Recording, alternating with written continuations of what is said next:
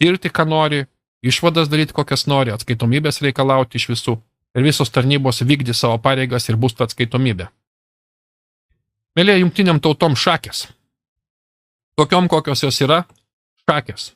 Visiems tiems pseudotrastams, kurie yra ten sukurti neteisėtai, tai yra pradedant nuo Ghislaine Maxwell Terramare, baigiant Sovietų sąjungą gimusią iš teroro ir kraujo, galas. Galas su visom šitom jungtiniam tautom.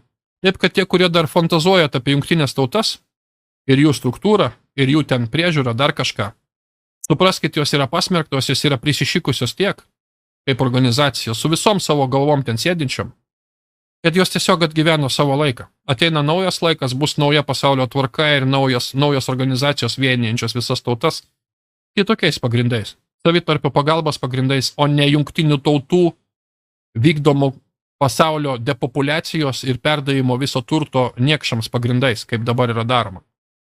Visa ta teisinė jungtinių tautų bazė yra niekinė, visi trastai įkurti per kraują ir prievartą yra niekiniai, taip kad daugelis mūsų dar net nesuvokiam, kokie pokyčiai ateina, o jie ateina labai greitai. Ilonas Muskas pareiškė štai, ką aš esu prieš globalistų valdžią.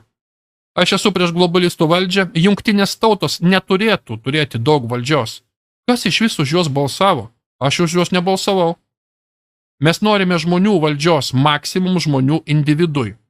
2024 spalio 18. Jungtinių valstijų būsimos vyriausybės efektyvumo vadas sako, kad jungtinės tautos turi per daug valdžios ir neturėtų tiek turėti. Kas už juos balsavo? Jūs jaučiat pokyčius, kokie pareina? Taip, kad dabar kėdukų smausys, lakstys, kaip prisišykė, prisiždegė akis. Visi pamatysit, kas darysit. Artimiausius 2 mėnesius dar nieks nesidarys, visi stums į chaosą, tam, kad nuvers Trumpą, tam, kad rinkimus turbūt anuliuot, tam, kad karą sukelt. Matysit dar beleką dabar, jeigu nebus kokio Bransono bylos staigiai atstatymo 20 metų, pavyzdžiui, rinkimų. Gali ir taip nutikti, tada bus stebuklas ir įvyks viskas labai greitai. Bet aš nežinau, ar tai įvyks. Labai tikiuosi, kad tai įvyks, bet tikrai nežinau. Bet jeigu ne, tai vyks po sausio 20. Bet jungtiniam tautom dar kartą, batai, tokiom kokios jos yra, viskas, išsisėmė.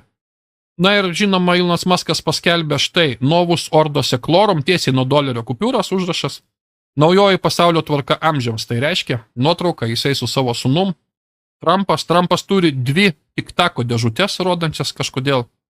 Vienoje ranko tiktako dėžutė, tiktak, saldinukų dėžutė.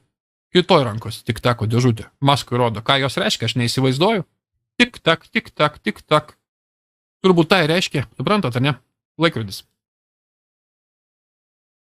Taigi, iš tikrųjų, naujoji pasaulio tvarka, mėlėjai, buvo įkurta Jungtinių Amerikos valstybių įkūrėjų naujoji pasaulio tvarka, kas buvo užrašyta ant, tai buvo masonų įkurta santvarka, kuri masonai suteikia individui, reiškia, teisės.